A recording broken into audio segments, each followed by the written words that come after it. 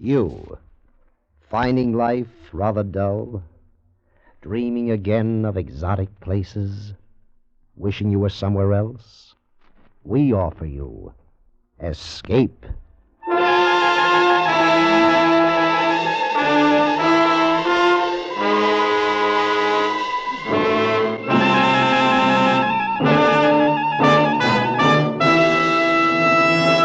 Escape with us now to Istanbul, the nerve center of Balkan intrigue and violence, and the story of a man caught in the fatal web of the most cold-blooded political organization on earth, as Eric Ambler tells it in his famous tale, Journey into Fear.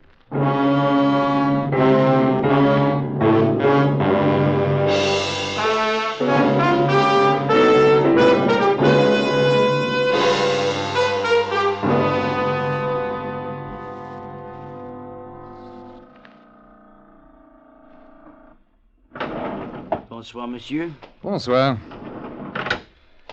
It seemed as if a bar of white-hot metal had been suddenly pressed against my hand. And then it was numb, but I could feel the blood beginning to trickle through my fingers. There wasn't a sound. And as I crouched against the wall, I became dimly aware that the window was open and that someone was moving by it. And then my eyes, becoming used to the darkness, saw that whoever had been at the window had left by it. I reached for the light switch and found it. The hand hurt like the very devil.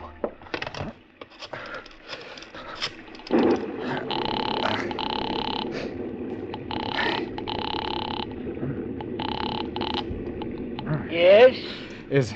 Is that you, Kopekin? Yes, what is it? I have only this moment come in. Where are you? I'm in my hotel room. Listen, something rather stupid has happened there. There was a burglar up here. He took pot shots at me as I came in, and one of them hit me in the hand. Are you badly hurt? No, but it gave me a nasty shock. Have the police been notified? No, not yet. Good. Leave the matter to me. I will speak to a friend of mine about it. He is connected to the police and with great influence. As soon as I am finished, I shall come over. Well, there's no need for that. Excuse me, my dear fellow. There is ever a need. You must stay in your room until I arrive. Well, I had no intention of going out. Well, if you must come over, Kopekin, please hurry. I want to get some sleep tonight.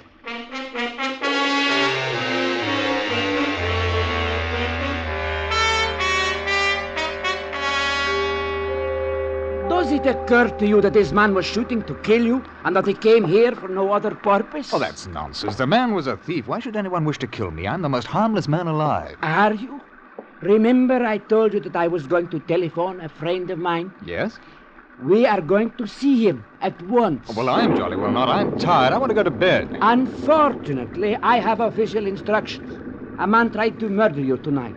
Something must be done about it at once. Murder? Are you out of your mind? I am sorry, my dear fellow. I can understand your feelings. But this friend of mine is Colonel Haki. He's the head of the Turkish secret police. Oh, now, look here, Kopekin. What's this all about? I thought you were my company's Turkish representative. And now you talk about secret service and all that rubbish? Please, I cannot tell you anything more. It is to our mutual interest that we go at once to Colonel Haki. You must believe me. All this hysteria of absolutely nothing. My dear fellow, it is most certainly not nothing. Get your overcoat. It's cold out.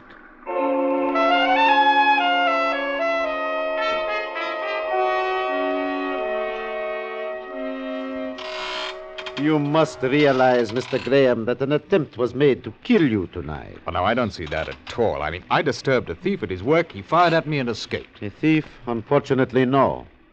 I have a duty to do, Mr. Graham. It is to protect you. Protect me? From what? You are in the employ of vessels Cater and Bliss Limited, the English armament manufacturers. Yes. You are, I believe, Mr. Graham, a naval ordnance expert. I'm an engineer, and naval ordnance happens to be my subject. Exactly. And your firm has contracted to do some work for my government. certain new guns and torpedoes to rearm our naval vessels. Well, that's true. It is also true that our government stipulated that the work should be completed before spring. Yes? Exactly. Due to the international situation, we must have the equipment in our dockyards by that time.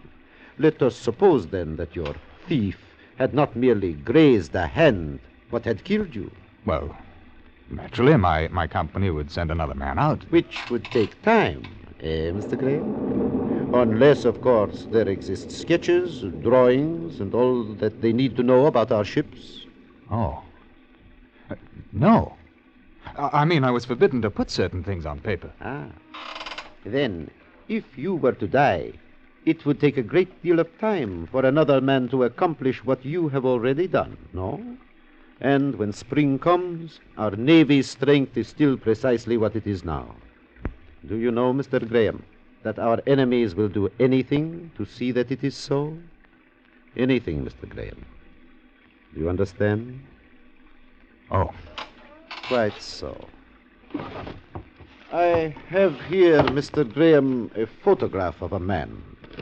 I am aware you did not catch a glimpse of the assassin's face, but I want you to cast your mind back over the time you have been in Turkey and tell me if you have ever seen him before. All right.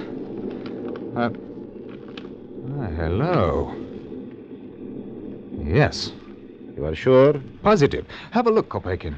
He was at the cabaret you took me to tonight. I remember him at the bar. Yes, he was there. Excellent. Banat, Romanian. A hired murderer. We know him well. His price ranges from 50,000 francs upward. His employer is a man named Voroshin, who in turn is hired by his country to eliminate you. Unfortunately, we possess no photograph of him. I begin to understand. Of course you do. Now, we face the problem. You must return to England safely. But how? The train is out of the question. You wouldn't live for an hour. The aeroplane. Unfortunately, the weather here has disrupted service. There is the Sestri Levante sailing for Athens tomorrow afternoon. It is a small boat. And we can see that your enemies do not board her. From Athens, you can take the plane to England. Well, I don't know, Colonel. In view of what you've told me, perhaps I should get in touch with the British embassy here. And what do you expect them to do? Send you home in a cruiser? No, my dear Mr. Graham. This is a question of time. Leaving tomorrow afternoon will land you in Athens the day after. That is how it is to be. Well, I seem to have no choice in the matter. I am happy to see that you are cooperative. Return to your hotel, Mr. Graham. We shall see you safely aboard tomorrow.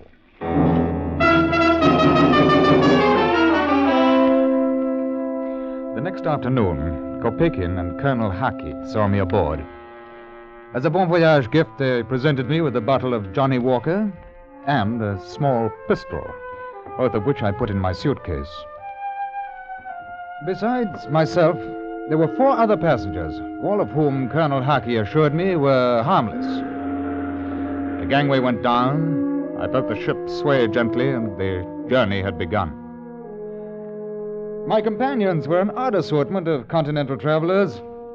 There were the Matis, who occupied the cabin next to mine, a middle-aged French couple who argued incessantly. Their voices penetrated the thin wooden bulkhead with dismaying ease. The sheets are damp? No, it is simply that they are cold. It does not matter. You think not. You may sleep as you wish, but do not complain to me about your kidneys. Cold sheets do not harm the kidneys, Sherry. We have paid for our tickets. We are entitled. Then there was a Mr. Couvetli, whom I learned at the dinner table was a dealer in tobacco. A short, heavy man with a smile fixed like that of a ventriloquist doll. I go to England. Trade in tobacco is very good. England buys much tobacco from Turkey, you know. With American dollar so expensive and possibility of war, it is good business, Mr. Mati. So, I arrange a good deal of transportation for tobacco companies. What company do you represent? Passar of Istanbul. Passar? I must say these ravioli are exquisite.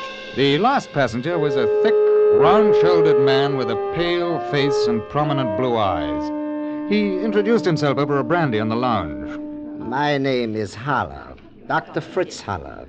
I am a German, West German. And I am on my way back to my country. Oh, have you been long in Turkey? A few weeks. I came there from Persia.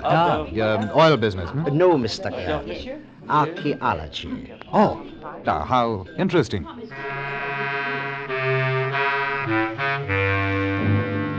Those were my fellow passengers. At 9 o'clock that night, the cutter came out from Kanakkale to take off the pilot, and with it came a telegram. It was from Kopekin in Istanbul, and it read, H requests me to inform you that Banat left for Sofia on train. All well. Safe journey to England. Best wishes. I thought of the pistol in my cabin, and I laughed to myself.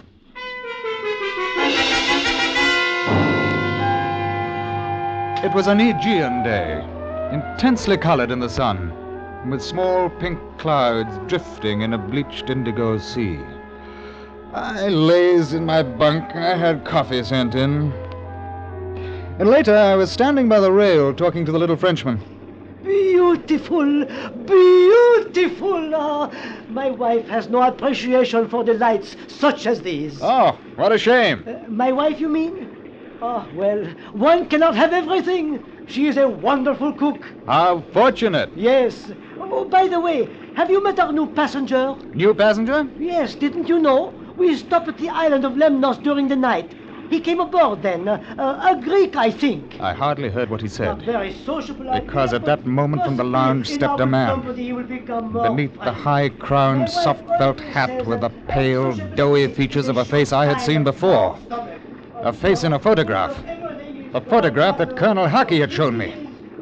It was the man who had tried to kill me. The Romanian. Banat.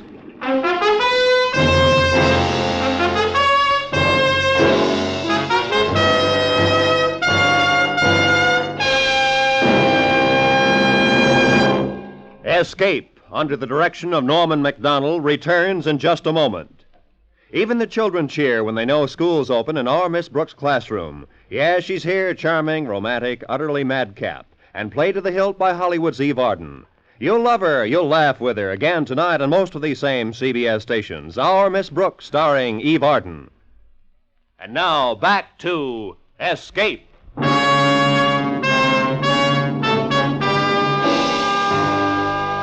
I heard Matisse' voice as though from a long way off. Monsieur, do you not feel well? Then I turned, and without looking at the man who had just come on deck, I went below.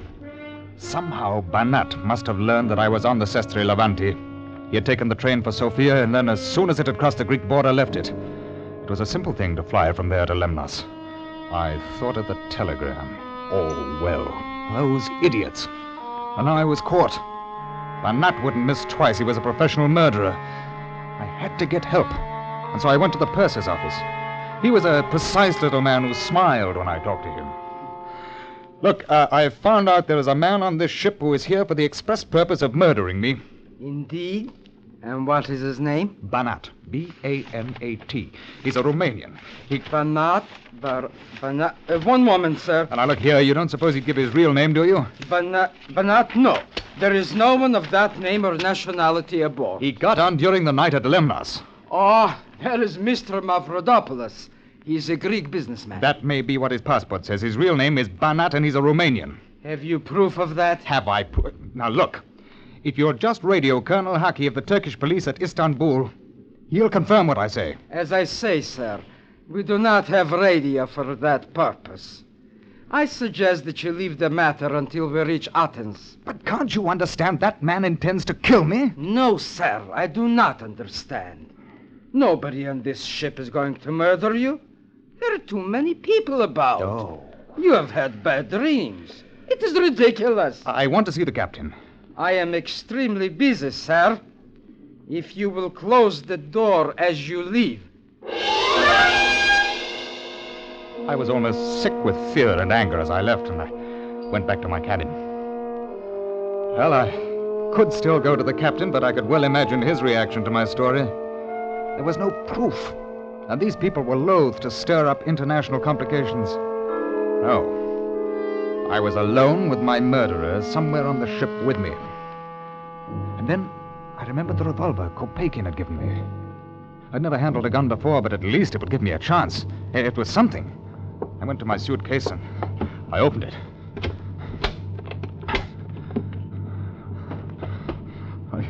Well, it must be. I put it in myself just before I got on board. It had to be there.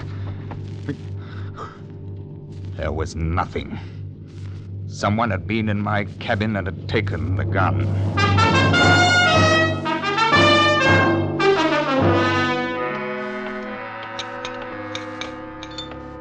Mr. Graham, we were all worried about you. I told them that you had the sickness. Too much sea. Oh, dites-toi. Oui, ma chère. Well, I'm sorry. I had rather a bad headache. I hope that it is nothing serious. No, thank you, Mr. Haller. Have you met Mr. Mavrodopoulos? No. I haven't had the pleasure. This is our English friend, Mr. Graham. How do you do? Nice. The soup is nauseating, Monsieur Graham. I suggest that you do not partake of it. When this Must you keep on? Sorry, my dear. Tell me, Monsieur Mavrodopoulos, are you bound for Athens, or do we enjoy your company as far as Genoa? I go to Athens. Then perhaps I continue on. Or perhaps not. A difficult decision, eh, Mr. Mavrodopoulos? Yes. And notice your hand, monsieur. It is bandaged. An accident? Nothing serious. A bullet wound, to be exact. Some dirty little thief took a shot at me in Istanbul. Dirty little thief, huh? You must look after yourself carefully. You must be ready to shoot back. Next time. Oh, I shall. There's not the slightest doubt of that. To carry a pistol, huh? Naturally. That is good. One must be so careful. You should be very careful. I don't think it's necessary.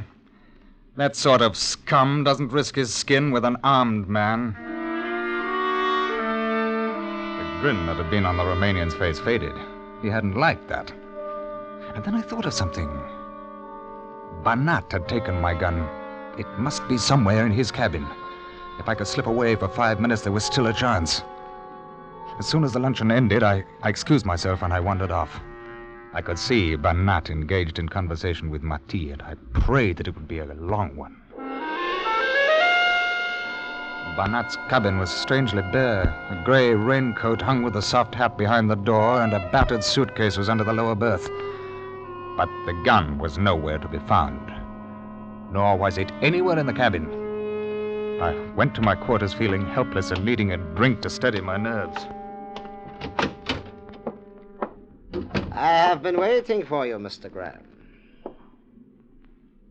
Oh, Mr. Haller. I rather think that you have been looking for something. A gun, possibly? Would this be it? Well, I don't understand how you... No, Mr. Graham. Please, don't come any closer. Sit down. I came to have a little talk with you. Sit down. You know, Mr. Graham, poor Mavrodopoulos, or should I say Banat, is quite upset as I am. You have caused us a great deal of trouble and money. Yes, I begin to see now. I wonder if your name happens to be Voroshin and not Haller. Oh, dear me, I had no idea that you are so well informed. Colonel Haki must have been in a very talkative mood. And did he know I was in Istanbul? I don't think so. I thought not. You see, in order to take care of you, I had to take a hand myself. Banat was extremely careless at your hotel. When I found yesterday morning that you were to leave on this boat, I had to move very quickly. Luckily, there was a man named Haller who had booked passage with his assistant 3 days ago. Therefore, I took over his ticket and passport. Poor unfortunate. But it would have been awkward to book passage at the last minute without attracting Colonel Haki's attention. Yes, I imagine it would. Well, now, supposing you come to the point. Certainly. It must be clear to you that we cannot allow you to return to England. The obvious method of ridding ourselves of your presence is to shoot you the moment you land. But that could become complicated. It could. The other alternative is to induce you to take a holiday for 6 weeks or more. I see. In other words, you hold up my return to England so that my company's work would be delayed to the point of uselessness for the Turkish government. You have a keen mind, Mr. Graham. Tonight, we reach Athens. If you like the idea, you will live to see your England again. And if I refuse to take this holiday? Then things will be complicated, will they not? I think you're bluffing. Hasn't it occurred to you that I shall repeat this conversation to the captain? It has occurred to me. As a matter of fact, the purser was telling me about your little talk with him this morning. I'm afraid that the ship's officers, including the captain, have enjoyed the joke very much. They call you the mad Englishman and laugh. Well, Mr. Graham, which is it to be? If I take this holiday, where will it be? In a charming villa near Athens. You will enjoy all the comforts of home, I assure you. I shall give you an hour to think about it. Remember, we are not at war, Mr. Graham. You are not a soldier. In reality, you are doing your country no disservice. No one will ever know. He left me alone. It was not a pleasant choice he had given me. I knew that Banat and he could keep their promise to kill me when I landed. And I was equally sure that the holiday Voroshin spoke of would be a very long one. That either way, I should never return to my wife or to England. And I sat for half an hour smoking and trying to think. And then I remembered. Matti.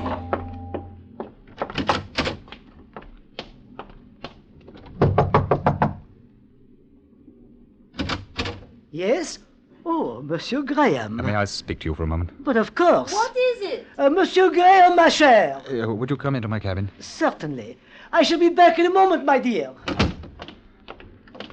I need your help. I thought that you looked serious. Is it money? No. I want you to take a message for me when we dock at Athens. A message? Monsieur Matti, you are the only man aboard I feel that I can trust. Oh, I am honored. Listen. I'm employed by a British armament manufacturer. I'm working in joint service with the British and Turkish governments. No. When I get off the ship tonight, an attempt will be made to kill me. This is true? Yes, I'm afraid it is. What I want you to do is to go to the Turkish consulate in Athens and give him a message for me. Will you do that? I will do it. You realize the message is highly confidential. I will say nothing. Thank you. All right, then, this is it. Inform Colonel Haki, Istanbul, that Graham is forced to accompany Soviet agents Voroshin and Banat, traveling with passports of Hala and Mavropolis. Is it possible? Unfortunately, it is. Well, go on. In the event of my death, please inform the British consul that these men are responsible. Mon Dieu. So that is why you looked sick when I spoke of Mavropolis this morning. Alors, why do we not together shoot down the filthy swine? I have my revolver. You have a gun? Here? But yes, when one travels... Well, then there is something else you can do for me. Huh? Let me buy your revolver. I will not sell it to you. I give it to you. Here. Oh, thank you. But let me help you. No. This is splendid. Oh, I am grateful, Monsieur Matti. And you will take the message? It is understood. Have no fear.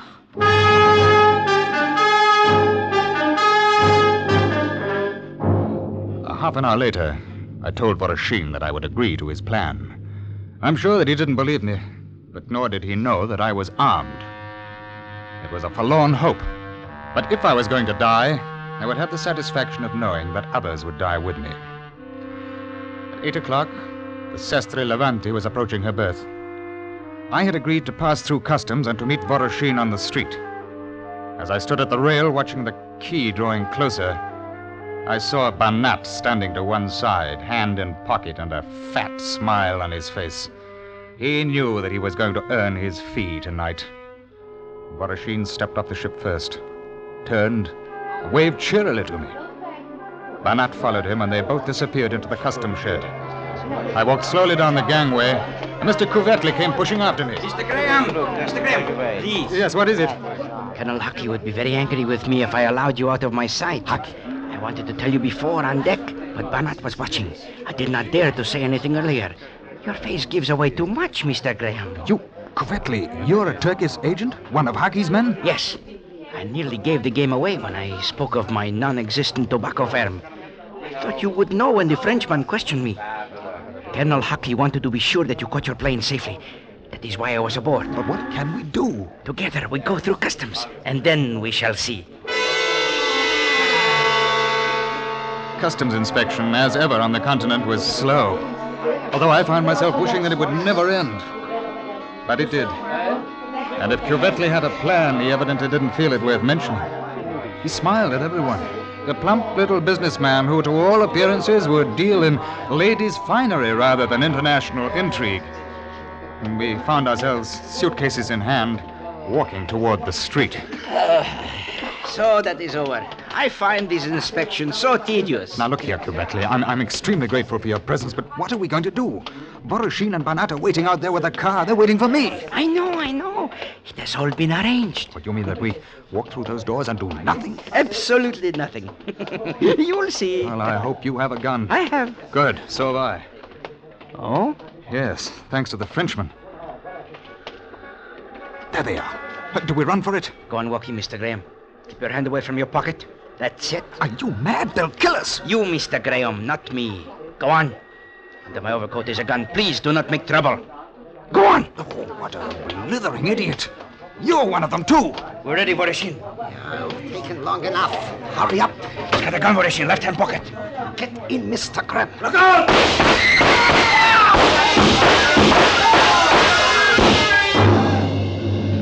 I remember a perfect fusillade of shots, and then something cracked me on the skull, and I was falling. It was all very dark and comfortable. Mr. Graham. Mr. Graham. Mr. Graham. He is all right. Mr. Graham, this Kopekin and Colonel Hackey, you are safe. Oh, good show. You've been unconscious. Really? You are at the airport now. You see, we found the bodies of two men in Ankara. They were archaeologists, Halar and his assistant. I realized that Voroshin and one of his men must have boarded the ship using their passports. Yes, I found that out. We flew a government plane here, Kopekin and I, to wait for you. The Greek authorities were kind enough to assist. Yes, very, very kind. Not at all. And now, my dear fellow, the plane is waiting to take you to England. We'll see you safely aboard. Yes.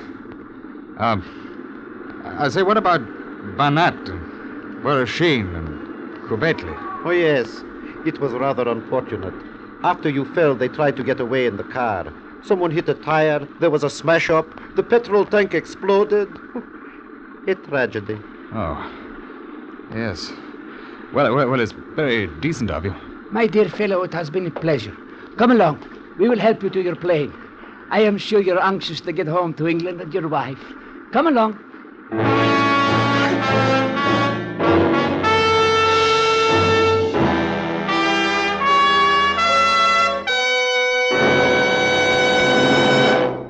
Under the direction of Norman MacDonald, Escape has brought you Journey into Fear by Eric Embler, especially adapted for Escape by Anthony Ellis. Ben Wright was starred as Graham. Featured in the cast were Wilms Herbert, Edgar Berrier, Rolf Sedan, Ann Morrison, Jack Crucian, Lou Krugman, and Shimon Ruskin.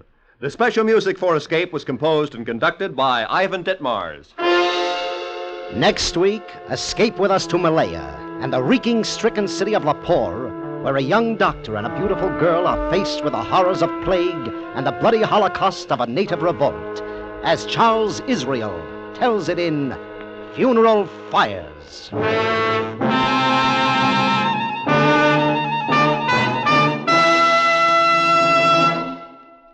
Stay tuned now for Make Believe Town, which follows immediately on many of these same CBS stations. Roy Rowan speaking for CBS, where you spend an hour with Frank Sinatra every Sunday afternoon on the Columbia Broadcasting System.